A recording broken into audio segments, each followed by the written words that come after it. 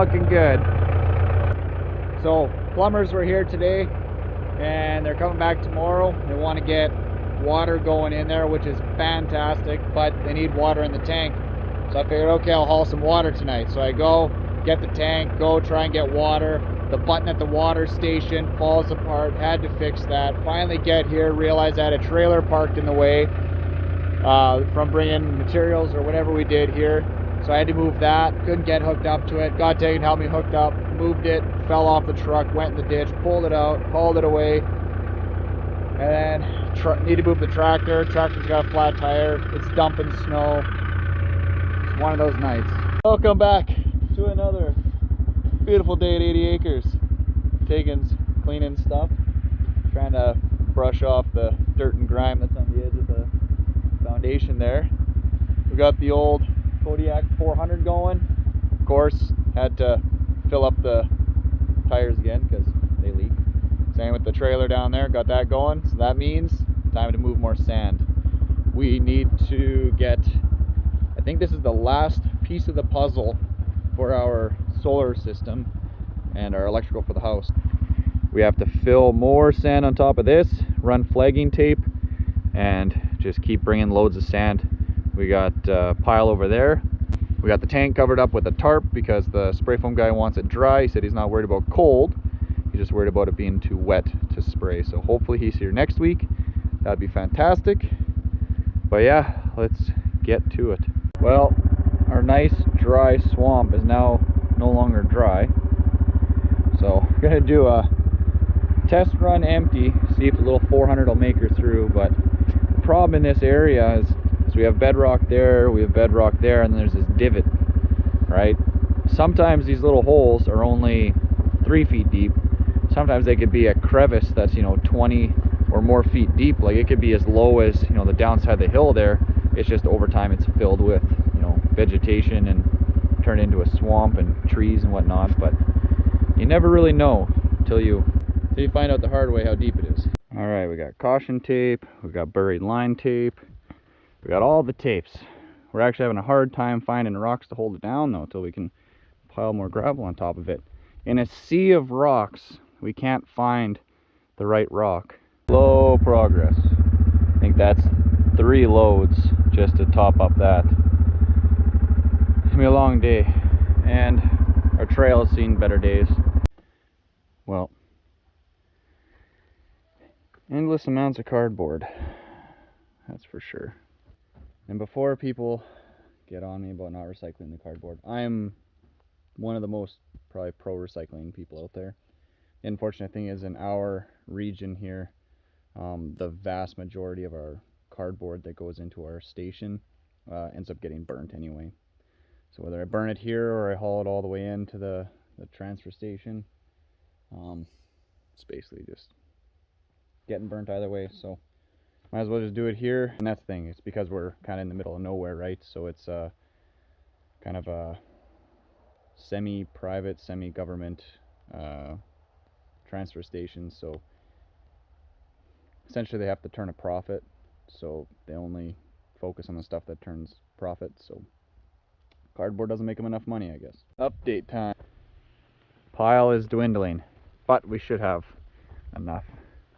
We've used about half the pile that was left today. We're done with the swamp hole. Didn't get stuck.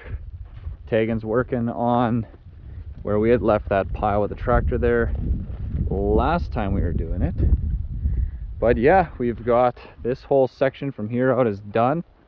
So that all meets, actually exceeds the code for bearing wires.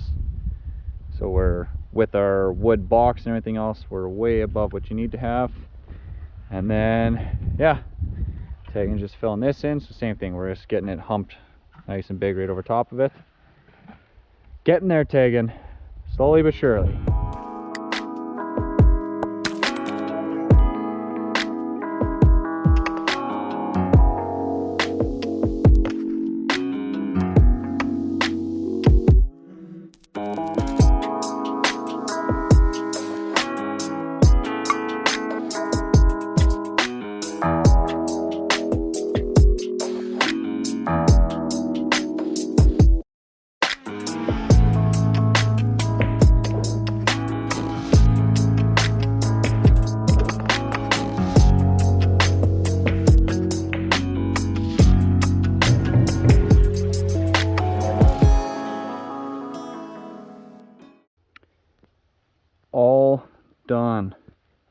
This was another one of those painful projects that had to be done, but we are now officially all covered up.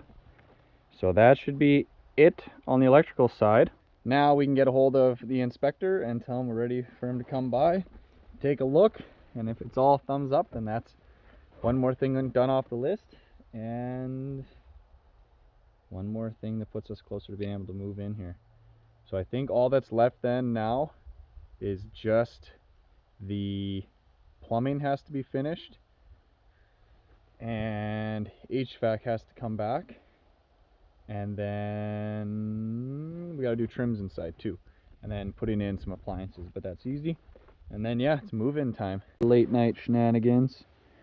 Put in one more bucket, whatever you want to call it, and we are pegged right at full now for the boiler. So we're, I believe, one extra water from being a total 50-50. So then my dad picked us up a rain cap, kind of a little spark arrestor type deal in there too. Get that slapped on and that's done. Then the other night I was changing the furnace filter, and we were kind of laughing. When the propane furnace is going, it's actually heating the water inside the boiler out here too, because the radiator is working the opposite direction. It's taking the cold and heating it and then transferring it back inside this. So the tank here is actually getting warm at the same time the house is getting warm now. Too busy to be filming here again tonight. Radial arm saw set up, cutting more posts for the front deck here. So we got boards are on, we got all but the tech screws there because batteries died, of course. We're gonna try and get our posts up on that tonight, which would be super nice. So we got everything set up again, and we'll hammer this out. Well, back by popular demand, more of Tegan and I talking about doing the stuff that we just did, but no actual filming of us doing what we did. So we got the railing posts all up now. The only thing that we have left over here is figure out our stairs. Probably got to do a little landing down there and landing somewhere. Oh, mouse. You see that? So, what are we doing here, Tegan? Attempting, hopefully succeeding, to cut this piece of solid surface that was from someone else's job counter sink cutout to make a tiny little countertop for bathroom vanity addition thing. And then Tegan picked up a fancy diamond blade made for cutting everything, including the world in half. So we'll throw it on the grinder and we'll see if we can cut this thing. It's basically like a super hard plastic with maybe some stone mixed in it or something. We're not really sure. Yeah, I'm not too sure. We don't know what it is. So we're going to try a test cut, see. I'm thinking this is going to take a long time. It'll be hard to cut. That stuff is nasty. It smells terrible. We're covered in it. It's hard to cut. So it's actually super soft, and it's like, it cuts like plastic more than anything, but it always bites. Just finishing up the railing on the stairs there. So this is gonna go inside, or angled. So I got that at 32 and that at 32, and then it forks around it. I just gotta trim this down now and be ready to go. And there we go. Just a nice clean cut. The only thing that's goofy is right here. There's a little bit of a bigger gap, and that's because this post is clocked. So I didn't compensate for that, but these are literally the back stairs, which are essentially for emergency exit. There's the kill switch for the solar, or going into the back here for whatever. But I mean, regardless, we still put in the same effort. Did the same thing as I did at the front there. Just did 1 inch and then a 30-degree cut. Make it look nice and pretty. Well, isn't that just the goofiest thing you ever seen? So that is a railing on top of a bench. So we have, imagine that's a deck, that's your 4-inch gap you're allowed, and that is your 42 inches of railing, which is equivalent to that. So it just steps up to there. So we got all that put in. She's nice and sturdy. Now no one can stand on here, fall off and die. And then now I have to get creative and somehow tie this into this without it looking too ridiculous. Got a couple minutes tonight on my way back home. So I'm going to take a water sample. So reading the instructions, basically they give you these. These are little cartons with water bottles inside. So you fill this up from the tap there and send it in. They say you want to let it run for a few seconds, shoot out any of the solid particulates that are in the bottom, and then wait till it's running nice and clear. Fill it up, send it into them. There's a mailing label and everything. Should be pretty easy. Well, here goes nothing. Which way is open? Left, right? Oh my goodness. To the right. Oh my god. Oh jeez. Okay. Well, that was a little aggressive. Why are you so hard to open? Oh, there we go. Oh my, come on. Guess I'm on the wrong side here. It's going to shoot that way. There we go. Looks pretty clear to me. Alright, I'm going to need 2 hands for this. Wow. Ain't that like trying to collect piss from an angry bull? Oh my goodness. The stuff I put in here says it's super corrosive, and now it's all over my hands, all over me. It just kind of fires out of there, and then as it's coming, you just get a good stream. All of a sudden, it's flying off in different directions. So, I don't know, probably gonna get cancer. Well, figured I'd come check out the tree stands at the back of the property here. And the first one I went and looked at, the camera was turned off and the card is gone. So I don't know if we had more trespassers and they took the card or whatever, because people just, they end up on the property. They don't know that it's private land because I don't have my barbed wire fence set up yet. So that's still to come. And then the second one out here, chickens. The second one out here was on this tree, which fell. So now I just tied it up to this. So hopefully that works. And I looked back in the pictures here with my phone, and it showed that it was facing this way all nice. Then there's a picture of a black bear, and then it's hit over here. And it just stayed there until the tree fell, and I looked at the ground. Something about bears and plastic. They just love eating plastic. Right. So these are the pages they give you. They actually have some that are with sticky backs on them. Fill in all your information. So yes, I have the treatment in it. Yes, I have the antifreeze in it. I also added at the top, I just said note that like this unit has never been used. It's just finally installed. Put your return address on it. So this is going to Winkler, Manitoba, because we're in Canada. And yeah, we're gonna have to put a stamp on there, get it shipped out. But yeah, it's in the bottle, ready to go. Well, this is all done. So I got these in last night. These little covers were terrible to do. So this Osborne Fireplace, these have little studs on them that stick just through holes in the casting. Right, there's 5 of them, and some of them end up just so close to the edges of things you cannot get at them. This side, luckily I was able to slide the glass up and I got it to work. This side though, the ones in here are so tight up against the actual casting you can't get to them. So I had to actually bend it out to get those ones tight and then flex this in, which you can see now this is all bent out to get it so you could actually just put the nuts on. But I got it. And then today now, I got this all cut to fit. So the last thing I had to do, because the tile is like whatever, 3/4 inch, roughly an inch up. So I had to take an inch off the bottom of this the whole way. So I just marked it out with a paint pen, used a level as a straight edge, marked it, and then I just used a cutoff wheel on a 4-inch angle grinder. Chopped it off, and you see how we're just slightly higher there than we are here.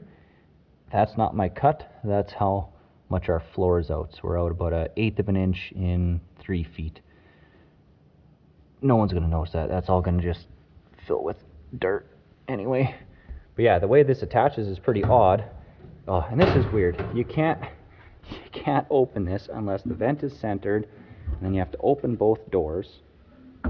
Then you can flip this down. But you flip it down, that gives you access to your controls, cleaning, all that kind of stuff. So there's just these 2 springs either side for holding the door on. And then up top, there's also 2 springs. I don't know if that has to do with expansion and contraction or what their logic is, but back in here, see if I can see the silver spring right there? So the spring is mounted way in the back of the furnace there from factory, and then there's just 2 little holes in the top of the frame of this. One there, one there. So you got to pull this out, loop it, and when you let go, it just slams shut. So almost lost my finger a couple times, but I got it. And of course you're going to have some variation, right? Doesn't touch in every spot, but it's because it's against stone. It's impossible. But that just looks so beautiful. Oh yeah. All we need is the TV now. Alrighty. We got our fancy custom braces put in underneath our countertop here. So these are 1/4 by 2 solid steel, crazy strong, way stronger than they need to be, but we're just kind of mixing in some more steel, kind of like we did on the fireplace there, just some heavy iron. The only thing that didn't turn out great is, of course, we had a little bit of contraction here when this was welded, so it dips down a bit, but then on top of it, you see we still have a gap. So the countertop itself, once I started looking at it, the countertop itself is actually arced up quite a bit. So it actually is low here, and it's arcing this way. So you can see it's high on that side. Then you go over here, it's high on, oh, this side actually got pretty good. This side is the closest to level now, but I think this side is still a bit high. Basically, it was like cupped almost. Yeah, see that side's a little bit higher there. So I just pulled it down as much as I could while still keeping it pretty damn close to level across the front. But unless someone crawls underneath there and looks at that and sees that each one has just that tiny little gap, no, front side looks all good. And then again, we just use drywall screws. We don't need anything super heavy. They rate this countertop to extend out as far as we have it, which I think is 16 inches, something like that. So we're just adding the braces for added protection, just in case someone gets crazy and wants to start dancing on here or something. May or may not be me who ends up dancing up there, but you didn't hear that from me. Where there is a will, there is a way. So, got the 3 toilets in. Today, our neighbor there's coming back to finish up some plumbing stuff. Gonna get toilets and sinks in and a bunch of other things, so that's exciting. And we have electrical inspection today. So the electrical inspector, or the fire commissioner guy, he's gonna come out, take a look, and hopefully everything will be good. We've done everything exactly how he wants, but I know with the solar stuff, they did what he wanted, and then he still changed his mind on what he wanted anyway. We got a little shot of rain last night, so you can see how it's kind of started to expand a bit, and it gets hard once it gets wet, or harder at least. So we got a little bit of water kind of right in here, so it's got to be this hole, which is less than ideal. They have a board scribed in there that you just cannot get out for the life of you. So the water is coming down here and goes right in. Right, getting rocks all cut to slap on top of here. I found some old acoustical we have laying around, piece of poly over this, do a little thing for that, a little lid of some sort. That'll be done, and then we'll be on to sheeting this. Surprise, surprise, I'm an idiot. I gotta pull all this out, put the poly in first, and then put the insulation on top, because I'm looking at this backwards. Trust me when I tell you that doing the splits to do vapor barrier and acoustical is not fun. Right, done. So now it's kind of sitting on top of the poly rather than inside, but whatever, should work. Now I gotta do that one. So this is where we're at. Didn't bother putting poly under this because this has to be a lid that comes up if we need access to it. So I just put a piece of plywood in there, stacked on top. It'll be fine, just fine. Might put a little more piece in there, but other than that, ready to go. Now I'll start on the roof sheeting. Man, I should have set up the camera for that. So this is my grandpa's old Craftsman saw, same blade it came with when I got it from him, and that thing sat for years before I got it. Just chewed its way through 4 pieces of 1/2-inch plywood, no problem, didn't even flicker. And I'm running extension cord to extension cord to extension cord to the house. They just don't make tools like they used to. Time to watch me swing hammer. I've got a whole bunch of loose nails that I'm probably going to cook through. Actually, we have like another case of them. And then I found some Gel pass load nails that I might end up throwing in the gun there. And then I found leftover 1/2-inch clips. So perfect. So I'll get you guys set up on time lapse so you can watch me work.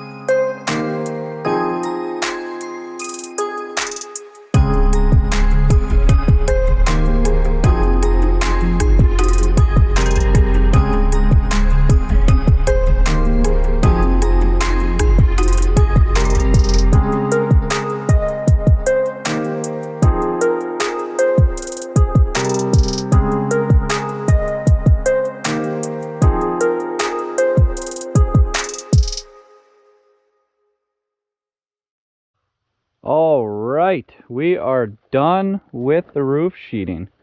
So you can see that's that out of squareness that we ran into, but we're slowly hiding it. I kind of managed to square it a bit. You can see I got some staircasing happening, but had to get creative on some parts of this. So over here where we have weird spacing, so I just added in tons of extra clips, and it's like crazy strong. Like, it's stronger where I have it all clipped together than it is where it's done just normal 2-foot on center. And yeah, I added in a block here to hold that side, but then because it's out of square, that side didn't catch, so I just got some clips. So the clips are actually just holding it in against there just to help the snow load, because that opening is just slightly over 2 feet. I want to say it's like 2'4" or something. So for our stairs, we're using the same flooring, but you have to take the foam off. So did a little test piece here. Use a paint scraper, get underneath it. It actually cleans up pretty nice compared to some I've seen online where they just kind of do that stuff the whole time. Or maybe I got lucky on the first piece, but taking figures I need about 40 pieces. So I'm camped out in the chair. I got it all set up on a box here. That's the toilets that are ready to go in, by the way. So it's gonna be mass production. Be 101, well, 43. 43 is gonna feel like 101.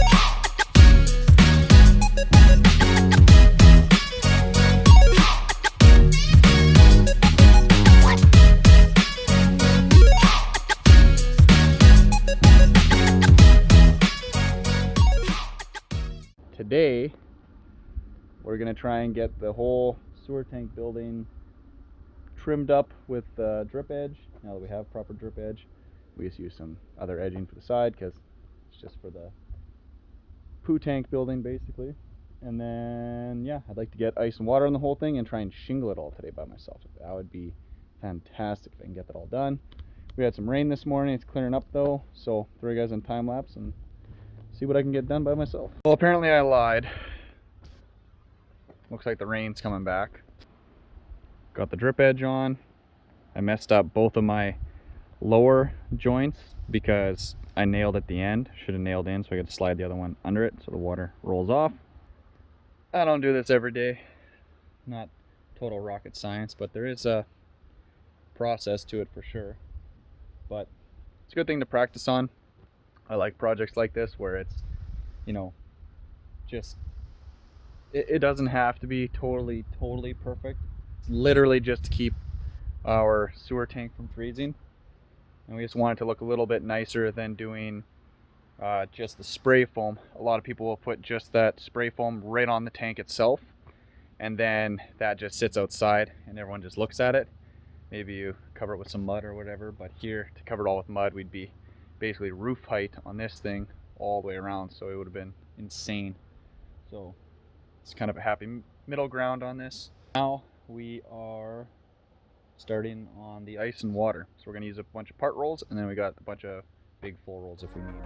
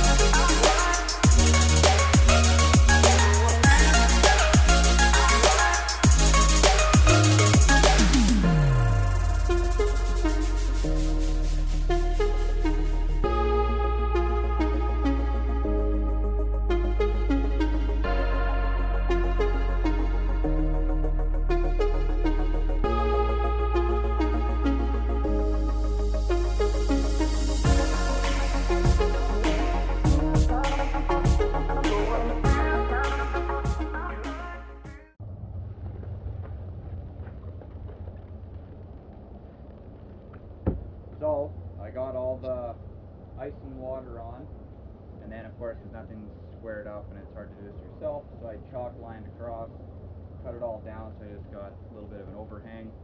Now I'm going to measure everything for doing the starter strip all the way around, so I have my nice perfect offset the whole way around. Chalk that, then I can start on actually throwing down some nails.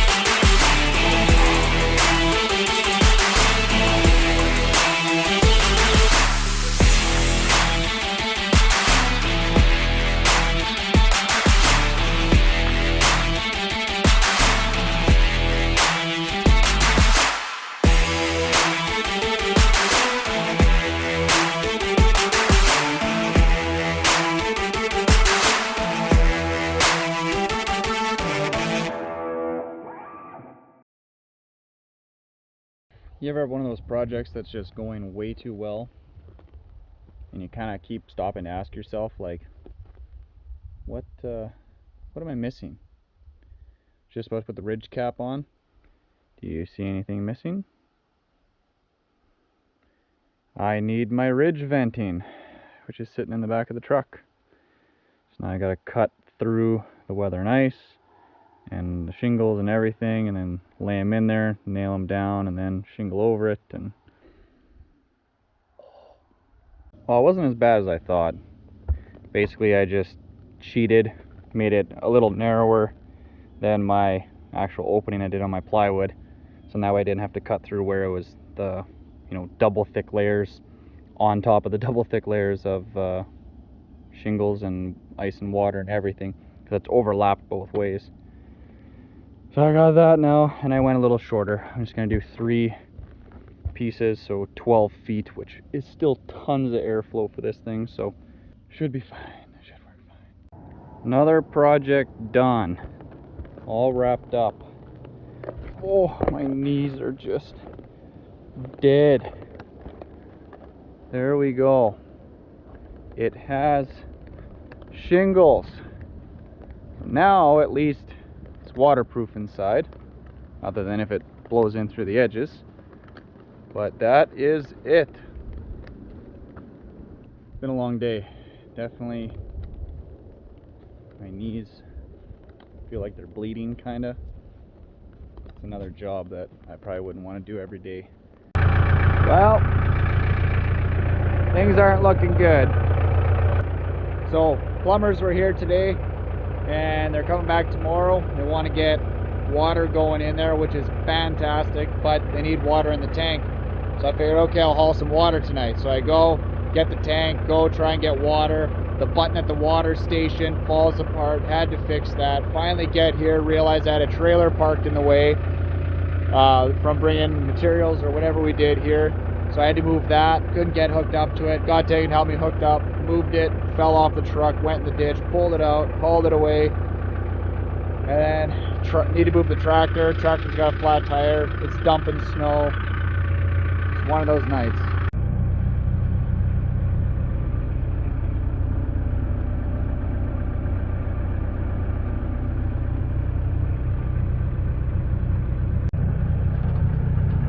We're gonna have to get a cam lock fitting on there, so that way we can, you know, that's a 3-inch and a 2-inch, rather than put it inside, have it so that we can, you know, neck it down to the 2-inch or neck it up, whatever, and then lock it on, same as like that.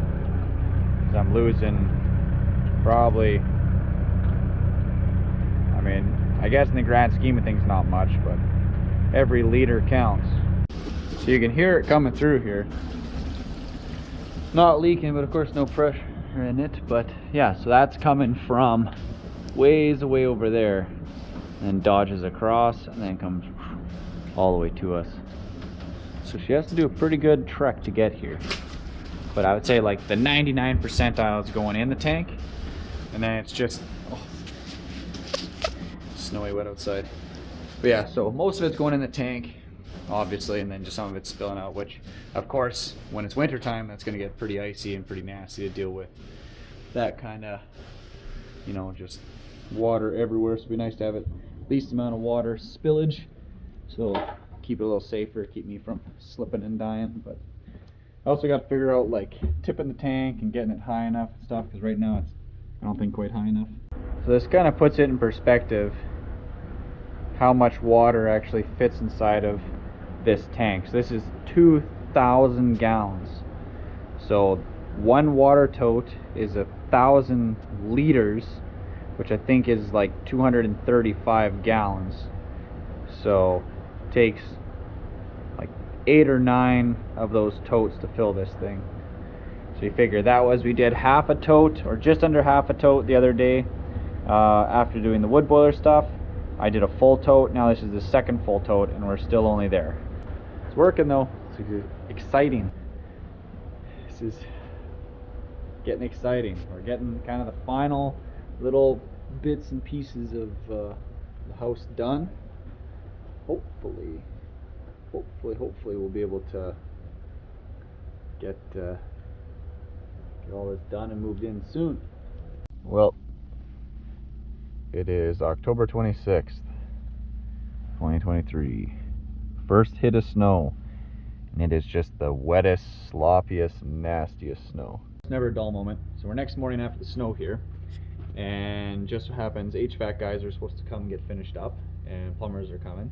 So I figured come get the gate open, come in, shovel some of the snow for them, and the generator's running outside. And it says our batteries are at 9%. Generator's running, feeding the house, feeding the lights, but it doesn't seem to be feeding the, or it must, no, it is feeding the battery. That's charging the battery. But like, what the hell?